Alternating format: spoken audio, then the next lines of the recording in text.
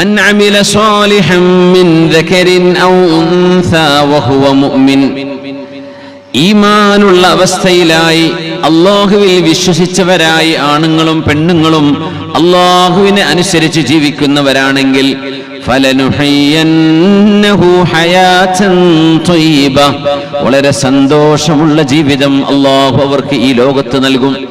അതന്നെ ഇസ്ലാമനുസരിച്ച് ജീവിച്ചാൽ എന്ത് കിട്ടും എന്ന് നമ്മൾ കുട്ടികളെ ചോദിച്ചാൽ ഇതന്നെ കിട്ടുക. സന്തോഷം ഉണ്ടാവും, റാഹത്ത് ഉണ്ടാവും.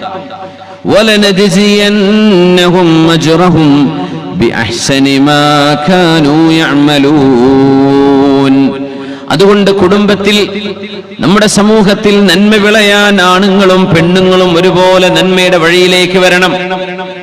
ഈ നന്മ ഒരു സമൂഹത്തിൽ ഉണ്ടാക്കുന്നത് പെണ്ണുങ്ങളാണ് ഏറ്റവും കൂടുതൽ. അതിന് കോൺട്രിബ്യൂട്ട് ചെയ്യുന്നത് ആണുങ്ങളെക്കാളും നന്മ മക്കളെ പഠിപ്പിക്കുന്നത്. വലത് കൈ കൊണ്ട് കുടിക്കും മോനെ, അങ്ങനെ പറയരുത് മോനെ, ഇങ്ങനെയാണ് നീ ചൊല്ലേണ്ടത്, ഇങ്ങനെയാണ് നീ ഭക്ഷിക്കേണ്ടത്, ഇങ്ങനെയാണ് നീ പെരുമാറേണ്ടത്, ഉസ്താദുമാരോട് ഇങ്ങനെ പറയാവൂ, ഇത് പറയരുത്, മസ്ജിദിലേക്ക് നീ പോകണം, അച്ചടക്കത്തിൽ ജീവിക്കണം, നിന്റെ പെങ്ങന്മാരോട് അനുജന്മാരോട് നിന്റെ സിബ്ലിങ്സിനോട് നല്ല നിലക്ക് പെരുമാറണം. ഇതൊക്കെ ഒരു വാപ്പ മക്കളോട് സംസാരിക്കുന്നതിലേറെ സമയം കിട്ടുന്നത് ഉമ്മമാർക്കാണ്, അല്ലേ? നമ്മൾ വാപ്പമാരെ മക്കളോട് മിണ്ടണ്ടോ? നമ്മൾ ജോലി കഴിഞ്ഞ് വരുന്നു, നമ്മൾ നിസ്കാരം കഴിഞ്ഞ് നമ്മുടെ കാര്യങ്ങളൊക്കെ കഴിഞ്ഞിരിക്കുന്നു, വരയിൽ ഭക്ഷണം പത്തലും കരയൊക്കെ റെഡിയായിരിക്കും, എടുത്ത് കഴിക്കുന്നു, ഉറങ്ങുന്നു. നമ്മുടെ മക്കളോട് നമ്മുടെ സംസാരം കുറവായിരിക്കും. പക്ഷെ മക്കളുമായി ഇടപഴകുന്നത് ഏറ്റവും കൂടുതൽ പെണ്ണുങ്ങളാണ്.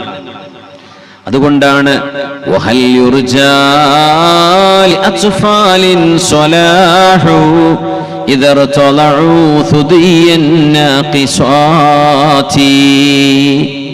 നമ്മുടെ വീടുകളിലുള്ള ഉമ്മമാർ പൂർണ്ണതയുള്ള മഹിമയുള്ള നന്മയുള്ള നല്ലവരാണെങ്കിൽ നമ്മുടെ പെങ്ങന്മാർ, നമ്മുടെ ഭാര്യ, നമ്മുടെ ഉമ്മ, നമ്മുടെ വല്യമ്മ, നമ്മുടെ അമ്മായിമാർ, നമ്മുടെ ഇളയമ്മ, മുത്തമ്മമാർ, ഇവര് സൽസ്വഭാവികളാണെങ്കിൽ ആ വീടുകളിൽ നിന്ന് ജനിക്കുന്ന കുട്ടികളും സൽസ്വഭാവികളായിരിക്കും. അവരങ്ങനെയല്ലെങ്കിൽ ഈ മക്കൾക്ക് പൂർണ്ണത ഉണ്ടാവില്ല എന്നാണ്. ആ മക്കളുടെ സ്വഭാവം ഒന്നും ശരിയുണ്ടാവില്ല.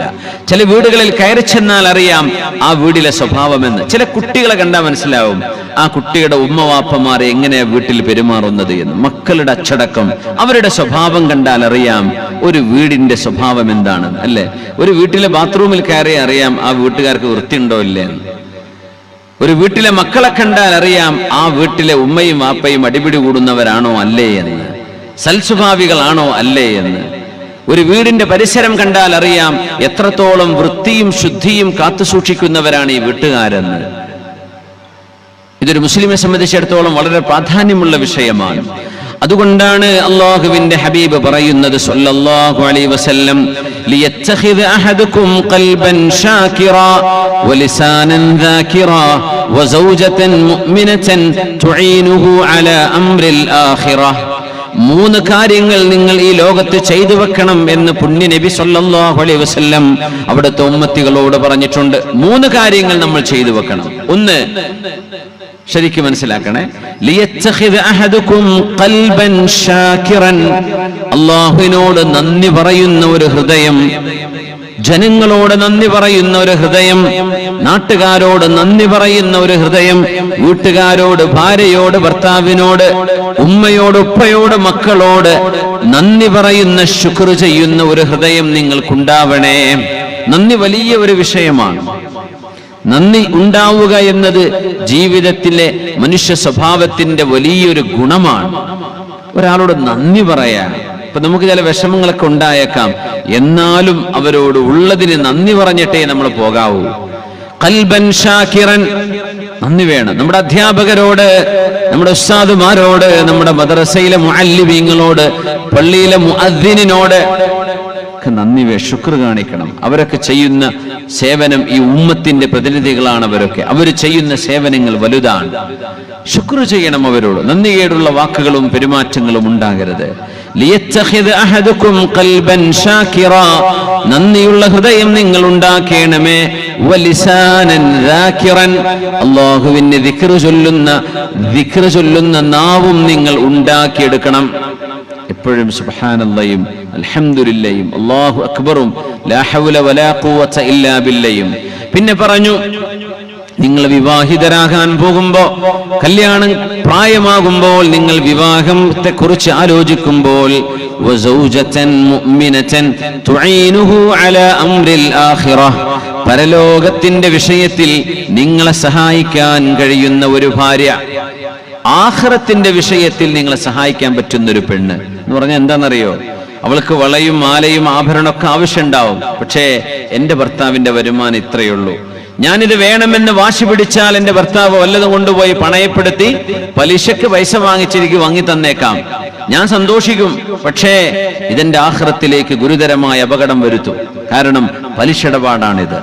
പലിശയുമായി ഇടപെടുന്നത് അള്ളാഹുവിനോട് യുദ്ധം ചെയ്യലാണ്. അങ്ങനെ ഒന്നെനിക്ക് വേണ്ട, നിങ്ങളുടെ കയ്യിലായി അള്ളാഹു തരുന്ന കാലത്ത് മതി എന്ന് നിങ്ങളോട് പറയുന്നൊരു പെണ്ണല്ലേ നിങ്ങളുടെ ആഖിറം നഷ്ടപ്പെടുത്തുന്നവളെക്കാളും ഖൈർ? നിസ്കാരത്തിന്റെ സമയമായാൽ നിങ്ങളെങ്ങാനും ക്ഷീണിച്ചുറങ്ങുകയാണെങ്കിൽ നിങ്ങളെ വിളിച്ചുണർത്തുന്ന ഒരു ഭാര്യ, തുഈനുഹു അലാ അംരിൽ ആഖിറ. ദേ സമയമായിട്ടുണ്ട് കേട്ടോ, വാങ്ങി വിളിച്ചിട്ടുണ്ട്, അവ്വല വക്തിൽ നിസ്കരിച്ചോളൂ, ലേറ്റായി പോവണ്ട. മുഖത്തേക്ക് ഒരൽപ്പം വെള്ളം തടവിക്കൊണ്ട് നിങ്ങളെ ഉണർത്തിയാൽ പോലും അത് ഖൈറാണ്. അങ്ങനത്തെ ഒരു പെണ്ണ്, ആഖിറത്തിന്റെ വിഷയത്തിൽ നിങ്ങളെ സഹായിക്കാൻ പറ്റുന്ന ഒരു പെണ്ണ്. അതുകൊണ്ടാണ് എത്രയോ ആളുകൾ ഇപ്പോ വിവാഹിതരാകാൻ പോകുമ്പോ ആലിമച്ചുകളായി പെണ്ണുങ്ങളെ കിട്ടാനുണ്ടോ അല്ലെ? ഫാദിലകളോ ഫദീലകളോ മഹദിയകളോ വഫിയകളോ ആലിമച്ചുകളോ ഹാഫിലത്തുകളോ ആയ പെൺകുട്ടികളുണ്ടോ? അങ്ങനെ കല്യാണം കഴിക്കാൻ ആഗ്രഹിക്കുന്ന എത്രയോ ആളുകൾ കാണും. അവരാഗ്രഹിക്കുന്നതിന് അങ്ങനെയാണ്, അങ്ങനത്തെ ഇൽമുള്ള കുട്ടികളെ കല്യാണം കഴിക്കണം. ഇപ്പൊ ബുക്കിംഗ് ആണ്, കുട്ടികളൊന്നും തികയുന്നില്ല. ഇപ്പൊ കല്യാണ ആലോചന വന്നിട്ട് ഇൽമുള്ള മക്കളെ കെട്ടിച്ചു പോവാൻ. മാഷാ അല്ലാഹ്, ആ ഒരു നന്മ നിങ്ങൾ ഉണ്ടാക്കണമെന്ന് നബി തങ്ങൾ പറഞ്ഞ, നിങ്ങൾ അങ്ങനെയേ ചിന്തിക്കാവൂ. നിങ്ങളുടെ ആഖിറത്തിലേക്ക് നിങ്ങളെ സഹായിക്കുന്ന പെണ്ണുങ്ങൾ. ഇന്നല്ലാഹ യൂസീകും ബിന്നിസാഇ ഖൈറാ, അല്ലാഹു നിങ്ങളോട് പറയുന്നു, നിങ്ങൾ പെണ്ണുങ്ങളോട് നന്മ ചെയ്യണമേ. പുരുഷന്മാരോടുള്ള ബാധ്യതയാണത്. നമ്മൾ ഇച്ചിരി ദേഷ്യപ്പെടുന്ന കൂട്ടത്തിലെ ആണുങ്ങള് അല്ലേ? ചിലർ പെട്ടെന്ന് ചൂടാവും. മൂക്കത്ത് ശുണ്ഠിയുള്ളവരെന്നൊക്കെ പറയില്ലേ, എന്ത് പറഞ്ഞാലും ചൂടാവും. അങ്ങനത്തെ ആൾക്കാരുണ്ട് നാട്ടിലിഞ്ഞ്. ആര് കൊണ്ടുവന്ന് മധ്യസ്ഥം പറഞ്ഞാലും ഒപ്പര് കേൾക്കൂല. അങ്ങനത്തെ ചില മനുഷ്യന്മാർ ചില നാട്ടിലൊക്കെ ഉണ്ടാവാറുണ്ട്. പിടിച്ച വാശിയാണ്. കാളി വന്നിരുന്നിട്ടും കാര്യമില്ല, ഞാൻ കുമ്പോൾ തങ്ങളെ കൊണ്ടുവന്നിരുന്നു, പാണക്കാട് തങ്ങന്മാരെ കൊണ്ടുവന്നിരുത്തിയിട്ടും കാര്യം, അലിക്കുട്ടി സാഹ് വന്നിട്ടും ജിഫ്രി തങ്ങൾ വന്നിട്ടും മൂപ്പര മുമ്പിൽ കാര്യം ഉണ്ടാവില്ല. മൂപ്പര പിടിച്ച തന്നെ, ഞാൻ ആര് പറഞ്ഞാലും കേൾക്കൂല. അതൊക്കെ ഭയങ്കര അഹങ്കാരമാണ്. അതൊക്കെ വളരെ മോശമായ സ്വഭാവമാണ്. ചിലപ്പോ ആ സ്വഭാവം മതിയാവും റൂട്ട് മാറി ജഹന്നമിലേക്ക് പോകാൻ. അള്ളാഹു കാത്ത് രക്ഷിക്കട്ടെ. നിങ്ങളുടെ ഈ ദേഷ്യമൊന്നും നിങ്ങളുടെ വീട്ടുകാരോട്, നിങ്ങളുടെ ഭാര്യമാരോട് പ്രയോഗിക്കാനുള്ളതല്ല. നിങ്ങളുടെ ഭാര്യമാരോട് നിങ്ങൾ നല്ല നിലക്ക് പെരുമാറണമേ. അവരെ നിങ്ങൾ കൈയൊഴിയരുതേ, അവരെ നിങ്ങൾ നന്മയിലേക്ക് കൈപിടിക്കണമേ, അവരെ നിങ്ങൾ വെറുപ്പിക്കരുതേ. സ്നേഹം കൊടുത്തുകൊണ്ട്, നന്മയുടെ വഴികൾ കാണിച്ചു കൊടുത്തുകൊണ്ട് ക്ഷമയോടെ നിങ്ങൾ അവരുടെ കൂടെ ജീവിക്കണമേ. എങ്കിലേ ജീവിതത്തിൽ വിജയമുണ്ടാകൂ. തൊട്ടതിനും പിടിച്ചതിനൊക്കെ ദേഷ്യമാണെങ്കിൽ പിന്നെ പിണങ്ങി തൊലാക്കിനെ സമയം ഉണ്ടാവുള്ളൂ. അതുകൊണ്ട് ഹബീബ് തങ്ങൾ പറയാറുള്ളത്, ലാ യഫറുഖു മുഅ്മിനുൻ മുഅ്മിനതൻ, ഒരു മുഅ്മിനായ മനുഷ്യനും തന്റെ മുഅ്മിനത്തായ ഭാര്യയെ വെറുത്തു പോകരുത്. ഇൻ കരിഹ മിൻഹാ ഖുലുഖൻ റളിയ മിൻഹാ ആഖർ, ഒരു സ്വഭാവം കണ്ട് നിങ്ങൾക്ക് അവളോട് വെറുപ്പ് തോന്നിയാൽ അത് വെച്ച് അവൾ ഒഴിവാക്കണം, വേണ്ട, ഇതൊന്നും ചിന്തിക്കല്ലേ. മറ്റൊരു സ്വഭാവം നിങ്ങൾക്ക് സന്തോഷം നൽകുന്നുണ്ടാകും. എല്ലാ സ്വഭാവം ദേഷ്യാവൂലല്ലോ. നിങ്ങൾ നിങ്ങളുടെ സ്വഭാവത്തെ കുറിച്ച് നോക്കൂ. നിങ്ങൾ 100% ഉഷാറാണോ? നിങ്ങളുടെ സ്വഭാവത്തെ എന്തെല്ലാം കുഴപ്പമായിട്ട് നിങ്ങൾ സഹിക്കുന്നുണ്ടാവും. അവര് 100% പെർഫെക്റ്റ് ആകണമെന്ന് നമ്മൾ ആലോചിക്കുമ്പോഴേ, നമ്മൾ ആണുങ്ങൾ 100% പെർഫെക്റ്റ് ആണോ നമ്മൾ ആലോചിക്കണ്ടേ?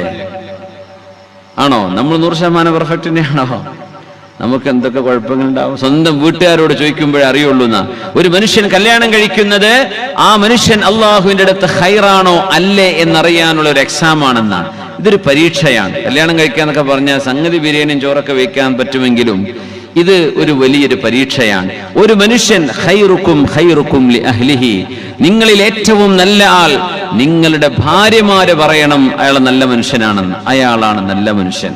നാട്ടിൽ ചിലപ്പോ നാടിന്റെ നേതാവായിരിക്കും, വലിയ യൂട്യൂബർ ആയിരിക്കാം, വലിയ വലിയ ഫോളോവേഴ്സ് ഉണ്ടാവും, ലക്ഷക്കണക്കിന് ആൾക്കാര്, വലിയ ഷെയ്ഖുനൊക്കെ ആയിരിക്കാം, വലിയ വലിയ ഹോജയായിരിക്കാം. പക്ഷേ സ്വന്തം വീട്ടിനുള്ളിലെ തന്റെ ഭാര്യ പറയണം അയാൾ നല്ല മനുഷ്യനാണ്, എങ്കിലേ അള്ളാന്റെ അടുത്ത് ഇയാൾ നല്ല മനുഷ്യനാകൂ എന്ന് പഠിപ്പിച്ചത് ആരാ? പുണ്യ നബി റസൂലുള്ളാഹി സ്വല്ലല്ലാഹു അലൈഹി വസല്ലം. അതൊരു പരീക്ഷയാണ്. അപ്പോ ഇതുവരെ ഒച്ചപ്പാടും ബഹളം ചൂടേറ്റ് നടന്ന ആൾക്കാരൊക്കെ ഇന്നു മുതൽ തിരുത്തിക്കോളി. ഇന്നു മുതൽ നല്ല മനുഷ്യനായിട്ടാണ് നമ്മൾ മാറുന്നത്. നമ്മുടെ ഇന്നലെ നമ്മൾ മായ്ച്ചു കളയാണ്. ഇന്നു മുതൽ ഇനി മരിക്കുന്നവരെ ഞാനൊരു നല്ല മനുഷ്യനാ. ഒരു പറയണം, ഇപ്പൊ നന്നായിട്ട്, ഇപ്പൊ ആ ചോടിയെല്ലാം പോയി, ഇപ്പൊ നല്ല ഉഷാറായിട്ടുണ്ട്, ആള് ബമ്പനായിക്കണെന്നല്ലേ പറയലേ കാസർഗോഡ് ഭാഷയില് അല്ലേ? നല്ല ബമ്പനായിക്കണെന്ന് പറയണം. ഇൻഷാ അല്ലാഹ്, അള്ളാഹു തൗഫീഖ് ചെയ്യട്ടെ. നമ്മുടെ സ്വഭാവം നന്നാവുന്നിടത്താണ് നമ്മൾ നല്ല മനുഷ്യരാവുന്നത്. അല്ലാതെ കുറെ അറിവും കുറെ സർട്ടിഫിക്കറ്റും കുറെ സനദും അതും ഇതൊക്കെ ഉണ്ടായിട്ട് എന്താ സ്വഭാവം നന്നില്ലെങ്കിൽ? ഖൈറുക്കും ഖൈറുക്കും ലിഅഹ്ലിഹി, ലോകത്തിന്റെ ഗുരു പറയുന്നു, നിങ്ങളിൽ ഏറ്റവും നല്ലവർ സ്വന്തം ഭാര്യയോട് വീട്ടുകാരോട് നന്നായി പെരുമാറുന്നവരാണ്. വഅന ഖൈറുക്കും ലിഅഹ്ലി, സ്വന്തം കുടുംബത്തോട്, അവനവന്റെ കുടുംബങ്ങളിൽ സ്വന്തം കുടുംബത്തോട് ഏറ്റവും നന്നായി പെരുമാറുന്നത് ഞാനാണ് എന്ന് ലോകത്തിന്റെ ഗുരു റസൂലുള്ളാഹി സ്വല്ലല്ലാഹു അലൈഹി വസല്ലം. അള്ളാഹു നല്ല ഒരു സഹധർമ്മിണിയെ, ജീവിതത്തിൽ നന്മയോടൊപ്പം ചേർത്ത് നിർത്താൻ പറ്റുന്ന ഒരു ഭാര്യയെ അള്ളാഹു നമുക്ക് നൽകി കഴിഞ്ഞാൽ അത് വലിയൊരു സൗഭാഗ്യമാണ്. ഇനി അങ്ങനൊന്നും ആയില്ലെങ്കിൽ പെണ്ണുങ്ങളെ നിങ്ങൾക്കും മാറാനുള്ള സമയം. അപ്പൊ ഭർത്താവ് പറയും, നല്ല സ്വഭാവത്തിലായി ഇപ്പോ ഈ വേളൊക്കെ ഒന്ന് കുറച്ച് 10 കൊല്ലം മുമ്പ് നടത്തിക്കൂടായിരുന്നു കമ്മിറ്റിക്കാരെ എന്നൊക്കെ ചിലപ്പോൾ അവര് ചോദിച്ചേക്കും പെണ്ണുങ്ങളോട്, നിന്റെ ഈ സ്വഭാവം ഇത്രയും കാലം ഞാൻ സഹിക്കേണ്ടി വന്നില്ലേ? എന്തോ ആകട്ടെ, മുഅ്മിനായ മനുഷ്യൻ നന്മ കേട്ടാൽ ഉടൻ അത് സ്വീകരിക്കുന്ന ആളാണ്. അതാണ് ഇസ്ലാമിന്റെ, ഒരു മുസ്ലിമിന്റെ പ്രത്യേകത. അതാണ് ഒരു നന്മ നാളെ ആവാം മറ്റന്നാളാവാന്ന് പറയരുത്, അത് ഇന്ന് തന്നെ ഈ നിമിഷം നമ്മളത് നടപ്പാക്കുകയാണ്. അള്ളാഹു നമ്മുടെ സ്വഭാവങ്ങളെ നന്നാക്കി തരട്ടെ. കുല്ലു നഫ്സിൻ മിൻ ബനി ആദമ സയ്യിദുൻ, വല്ലാത്തൊരു ഹദീസാണിത്.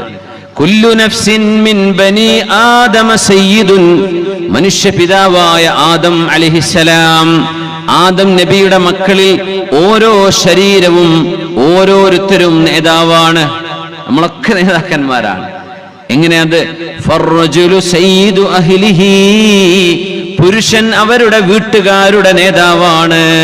ചെലവിന് കൊണ്ടുകൊടുക്കുന്ന ആള്, ആ വീട്ടുകാരെ പരിപാലിക്കുന്ന വീട്ടുകാരൻ, അവന് ഭാര്യയോ മക്കളോ ഉണ്ടെങ്കിൽ പ്രത്യേകിച്ചും അവൻ ആ വീടിന്റെ സയ്യിദാണ്, ആ കുടുംബത്തിന്റെ സയ്യിദാണ്. എന്നാൽ വീടിന്റെ സയ്യിദ് ആരാണെന്നറിയുമോ? വൽ മർഅതു സയ്യിദതു ബൈതിഹാ, ഒരു പെണ്ണ് അവളുടെ വീടിന്റെ ഉടമസ്ഥയാണ്, നേതാവാണ്, സയ്യിദത്താണ്. പെണ്ണ് വീടിന്റെ നേതാവാണ്, പുരുഷൻ കുടുംബത്തിന്റെ നേതാവാണ്. രണ്ടുപേരും ഓരോ ആണും പെണ്ണും നേതൃസ്ഥാനമുള്ളവരാണ്, നേതൃത്വമുള്ളവരാണ്, ഉത്തരവാദിത്വമുള്ളവരാണെന്ന് പരിശുദ്ധ റസൂൽ സ്വല്ലല്ലാഹു അലൈഹി വസല്ലം. പക്ഷേ ആണുങ്ങളും പെണ്ണുങ്ങളും ശരീരത്തിൽ ഒരുപോലെ അല്ലാത്തതുപോലെ അവരുടെ ഇമോഷണൽ സ്ട്രെങ്തും വ്യത്യസ്തമാണ്. പുരുഷന്മാർ പെട്ടെന്ന് ദേഷ്യപ്പെടുന്നവരാണെങ്കിൽ പെണ്ണുങ്ങൾ ഒരുപാട് ക്ഷമിക്കുന്നവരാണ്. പുരുഷന്മാർക്ക് കരച്ചിൽ വരാൻ സമയമെടുക്കും, എന്നാൽ പെണ്ണുങ്ങൾ പെട്ടെന്ന് കരഞ്ഞു പോകുന്നവരാണ്, സങ്കടപ്പെടുന്നവരാണ്. പുരുഷന്മാരുടെ കരുണ ഉള്ളിലാ കിടക്കുന്നത്, അത് പുറത്തേക്ക് കാണാൻ പ്രയാസമാകാം. എന്നാൽ പെണ്ണുങ്ങളുടെ കരുണ അത് ഒഴുകുകയാണ്. ആ സ്നേഹം, തലോടൽ ഒരു വീടിന്റെ മുറ്റത്ത് കയറുമ്പോൾ തന്നെ നമുക്കറിയാൻ കഴിയും. ആ വീട്ടുകാര് മക്കളോട് കാണിക്കുന്ന, വീട്ടിലുള്ളവരോട് വരുന്നവരോട് കാണിക്കുന്ന സ്നേഹം, ഈ സ്നേഹം ഇങ്ങനെ വാരിക്കോരി കൊടുക്കാൻ കഴിയുന്നത് പെണ്ണുങ്ങൾക്ക് കഴിയും, പുരുഷന്മാർക്ക് കഴിയില്ല. ആണും പെണ്ണും ഒന്നാണെന്ന് വിചാരിച്ച് കുറെ സിന്ദാബാദ് വിളിച്ചാൽ ഒന്നാവോ?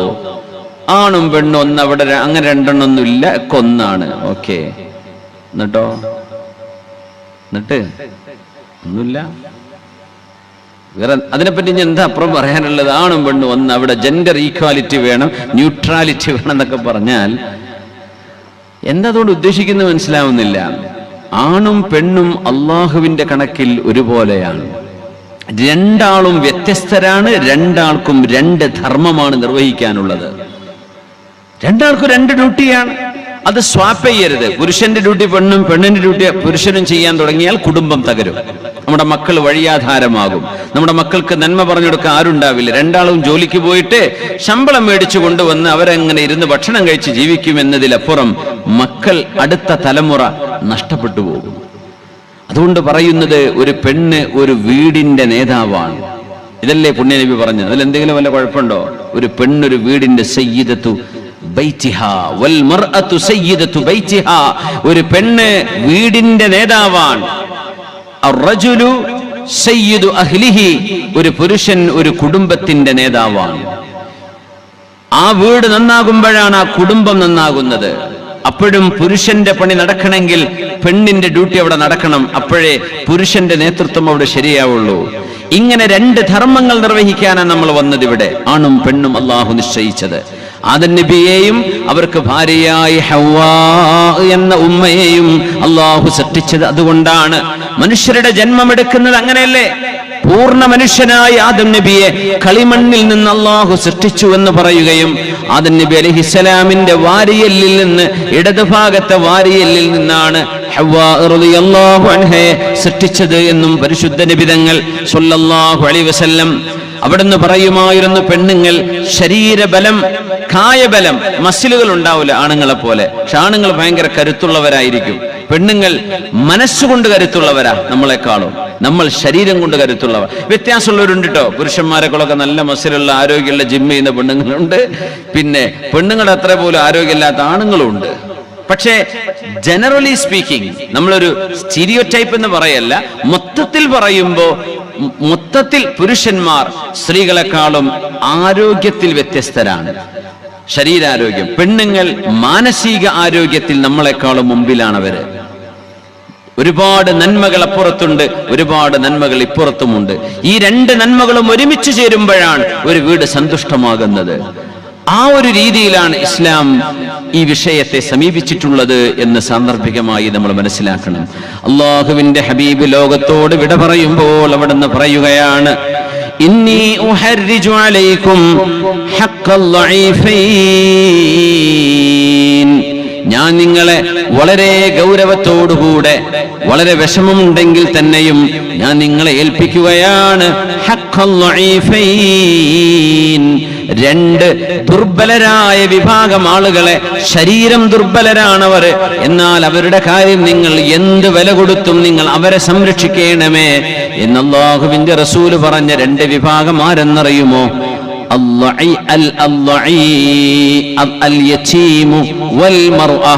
ഒന്ന് അനാഥരായ മക്കളാണ്, ഉപ്പമാർ മരിച്ചുപോയ മക്കളാണ്, അനാഥകളാണ്, യതീമുകളാണ്, ഓർഫൻസ്. മറ്റൊന്ന് പെണ്ണുങ്ങളാണ്, അൽ മർഅ. ഈ പെണ്ണുങ്ങൾ അവരുടെ ശരീരബലം നിങ്ങളെ പോലെ ഇല്ല എന്നിരിക്കെ നിങ്ങൾ അടിക്കുകയോ പ്രഹരിക്കുകയോ വേദനിപ്പിക്കുകയോ അവരെ നിങ്ങൾ അടക്കി ഭരിക്കുകയോ ചെയ്യരുതേ. അവര് ദുർബലരാണ് ശരീരം കൊണ്ട്, എന്നാൽ മനസ്സുകൊണ്ട് അവർ ശക്തരാണ്. നിങ്ങളാണെങ്കിലോ ശരീരം കൊണ്ട് ശക്തരാണ്. അവരെ പോലെ അല്ല നിങ്ങളുടെ ആരോഗ്യം. അതുപയോഗിച്ച് നിങ്ങളുടെ പെണ്ണുങ്ങളെ വിഷമിപ്പിക്കരുതേ. അവരുടെ കാര്യമാണ് നിങ്ങൾ ഉണർത്തുന്നത്. കൂട്ടത്തിൽ യതീമുകളെയും, വാപ്പമാര് മരിച്ചുപോയ മക്കളെ നിങ്ങൾ നോക്കണേ, സംരക്ഷിക്കണേ. നിങ്ങളുടെ നാടുകളിലെ യതീമുകൾ യതീംഖാനകളിലേക്ക് ഏൽപ്പിച്ചിട്ട് അവരുടെ കാര്യം അവര് നോക്കട്ടെ എന്ന് പറഞ്ഞ് ഒഴിഞ്ഞു മാറരുത്. ഒരു കുട്ടിക്ക് ഒരു വാപ്പ മരിച്ചാൽ ആ കുട്ടിക്ക് ഈ ഉമ്മത്തിൽ 100,000 വാപ്പമാർ ആ കുഞ്ഞിനുണ്ടാവണം. ഒരു വാപ്പയാണ് കുഞ്ഞിനെ നഷ്ടപ്പെടുന്നതെങ്കിൽ ആ കുഞ്ഞിന് പകരമായി 100 ഉപ്പമാർ ഈ നാട്ടുകാരുണ്ടാവണം. യതീമുകളെ നിങ്ങൾ നോക്കണേ, പെണ്ണുങ്ങളെ നിങ്ങൾ നോക്കണേ, അവരെ നിങ്ങൾ സംരക്ഷിക്കണമേ എന്ന് ഈ ഉമ്മത്തിനെ ഏൽപ്പിച്ചുകൊണ്ടാണ് ലോകത്തിന്റെ ഗുരു അല്ലാഹുവിന്റെ ഹബീബ് സ്വല്ലല്ലാഹു അലൈഹി വസല്ലം 1400 വർഷങ്ങൾക്ക് മുമ്പ് അന്നൊരു റബീഉൽ അവ്വലിൽ ഹബീബായ തങ്ങൾ മദീനയിൽ വെച്ച് ലോകത്തോട് വിട പറയുമ്പോൾ നമ്മെ ഏൽപ്പിച്ച വിഷയമാണത്. അതുകൊണ്ട് മുഅ്മിനേ, സച്ചരിതരായ മഹദിമാർ, ഈ ഉമ്മത്തിന് വലിയ വലിയ സംഭാവനകൾ ചെയ്തവരെ നമ്മൾ ഓർക്കുകയാണ്. അഫ്ളലു നിസാഇ അഹ്ലിൽ ജന്ന ഖദീജതു വഫാത്തിമ വമർയമു വആസിയ. അഫ്ളലു നിസാഇൽ ജന്ന, സ്വർഗ്ഗത്തിലേക്ക് വരുന്ന പെണ്ണുങ്ങളിൽ ഏറ്റവും ശ്രേഷ്ഠരായവർ, സ്വർഗത്തിലേക്ക് വരുന്നവർ ഏറ്റവും ശ്രേഷ്ഠരായവർ എന്ന ഒരു ഹദീസ് ഞാൻ കണ്ടിട്ടില്ല, ഉണ്ടാവാം. പക്ഷേ പെണ്ണുങ്ങളിൽ ശ്രേഷ്ഠരായവർ എന്ന ഹദീസ് വളരെ പ്രസിദ്ധമാണ്. അഫ്ളലു നിസാഇ അഹ്ലിൽ ജന്ന, സ്വർഗവാസിനികളായ പെണ്ണുങ്ങളിൽ ഏറ്റവും അല്ലാഹു സ്ഥാനം കൊടുത്ത് ആദരിക്കുന്ന 4 പെണ്ണുങ്ങളുണ്ട്. ആരാണെന്നറിയുമോ? അതിലൊന്ന് ഹബീബിന്റെ പുണ്യനബി തങ്ങളുടെ ആദ്യ ഭാര്യയായിരുന്ന ഖദീജ റളിയല്ലാഹു അൻഹയാണ്. വഫാത്തിമ, ഹബീബിന്റെ മോളായ ഫാത്തിമ റളിയല്ലാഹു അൻഹയാണ്. മൂന്നാമത്തേത് ഈസ നബിയുടെ ഉമ്മയായ യേശുക്രിസ്തുവിന്റെ ഉമ്മ എന്ന് നമ്മുടെ ക്രിസ്തീയ സഹോദരങ്ങൾ പറയുന്ന യേശുക്രിസ്തു എന്ന് പറയുന്നത് ഈസ നബിയെയാണ്, ജീസസ് ക്രൈസ്റ്റ്. അതാണ് ഈസ പ്രവാചകൻ അലൈഹിസ്സലാം. മഹാനായ പ്രവാചകൻ ഈസാ നബിയുടെ ഉമ്മയായ മറിയം റളിയല്ലാഹു അൻഹ. പിന്നെ ഫറോവ എന്ന ഈജിപ്ത് കണ്ട ഏറ്റവും ക്രൂരനായ കൊടിയ കൊലപാതകങ്ങൾ ചെയ്ത പിഞ്ചു മക്കളെ കൊന്നുകളഞ്ഞ ഫറോവ എന്ന ഭരണാധികാരി BC 3-ാം നൂറ്റാണ്ടിൽ കഴിഞ്ഞുപോയ മൂസ നബി അലൈഹിസ്സലാമിന്റെ കാലഘട്ടത്തിലെ സത്യത്തിന്റെ ധർമ്മത്തിന്റെ ശത്രുവായിരുന്ന മഹാനായ മൂസ നബി അലൈഹിസ്സലാത്തു വസ്സലാം നൈൽ നദിയിലൂടെ അവരുടെ ഉമ്മ വെള്ളത്തിൽ ഒരു പെട്ടിയിലാക്കി ഒഴുക്കി കളഞ്ഞപ്പോൾ ആ കുഞ്ഞിനെ എടുത്തു വളർത്തിയ ആ ആൾക്ക് തന്നെയാണ് മൂസാ നബി അലൈഹിസ്സലാം സത്യസന്ദേശം ഓതിക്കൊടുക്കാൻ വരുന്നത്.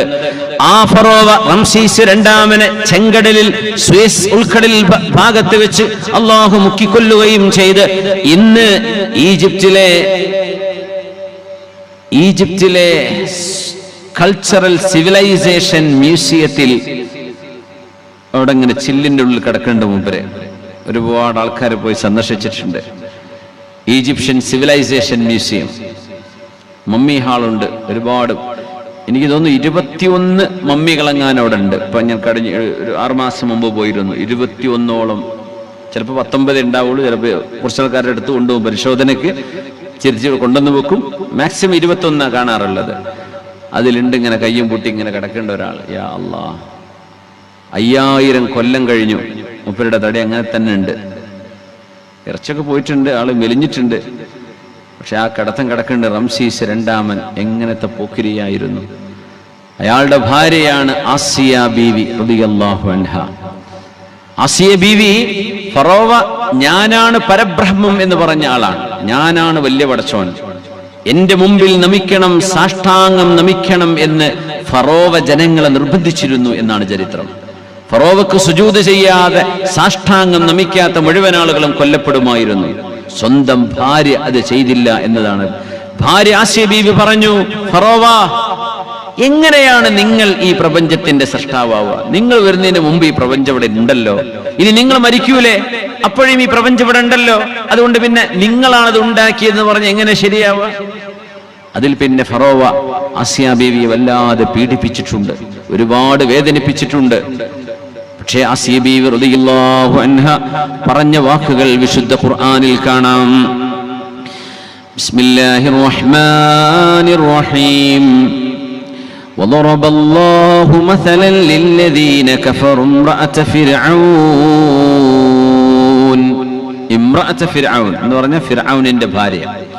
وضرب الله مثلا للذين آمنوا امرأة فرعون إذ قالت رب ابن لي عندك بيتا في الجنة ونجني من فرعون وعمله ونجني من القوم الظالمين ومريم ابنة عمران التي أحصنت فرجها فنفخنا فيه من روحنا وصدقت بكلمات ربها وكتبه وكانت من القانتين وضرب الله مثلا للذين آمنوا امرأة فرعون സത്യവിശ്വാസികളുടെ ജീവിത വിജയത്തിന്റെ ഉദാഹരണം ആസിയ ബീവിയാണ്, ഫറോവയുടെ ഭാര്യയാണ്.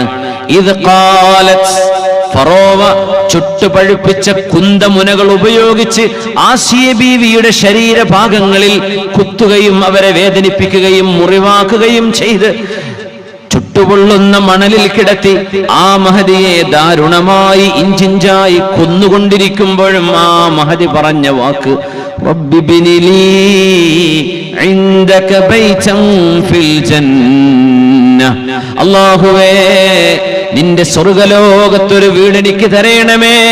ഫറോവയുടെ കൊട്ടാരത്തിൽ നിന്ന് അയാൾ എന്നെ പുറന്തള്ളിയിരിക്കുകയാണ്. പച്ച മണലിലാണ് ഞാൻ കിടക്കുന്നത്.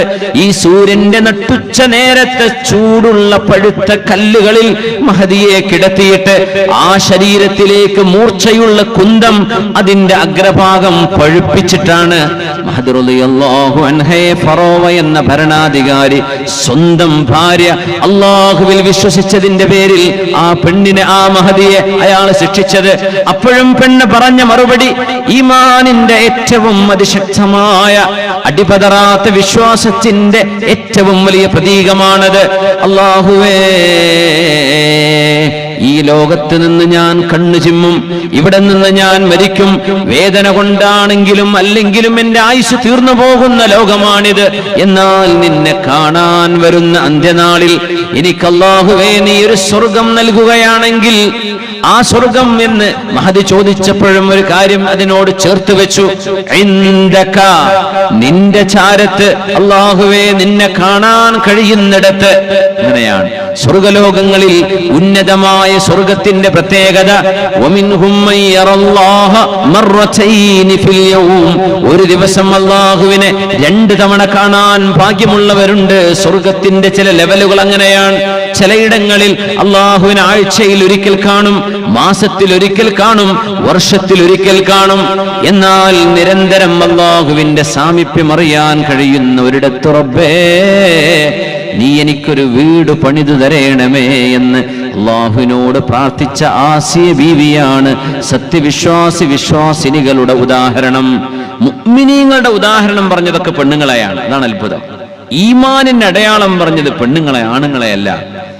എന്തൊരു സിറാണ് റബ്ബേ അതിൽ കിടക്കുന്ന രഹസ്യം നോക്കണേ. إذ قالت رب ابن لي عندك بيتا في الجنة ونجني من فرعون وعمله ونجني من القوم الظالمين. ഫറോവയിൽ നിന്ന്, അവന്റെ അക്രമികളായ പോലീസുകാരിൽ നിന്ന് എന്നെ രക്ഷിക്കണമേ, എനിക്ക് സ്വർഗലോകത്തൊരു വീട് തരയണമേ എന്ന് BC 3000 ഇവിടെ നിന്ന് നമ്മുടെ കാലഘട്ടത്തിൽ നിന്ന് 5000 കൊല്ലങ്ങൾക്ക് മുമ്പ് ഈജിപ്തിൽ വെച്ച് മരണപ്പെട്ട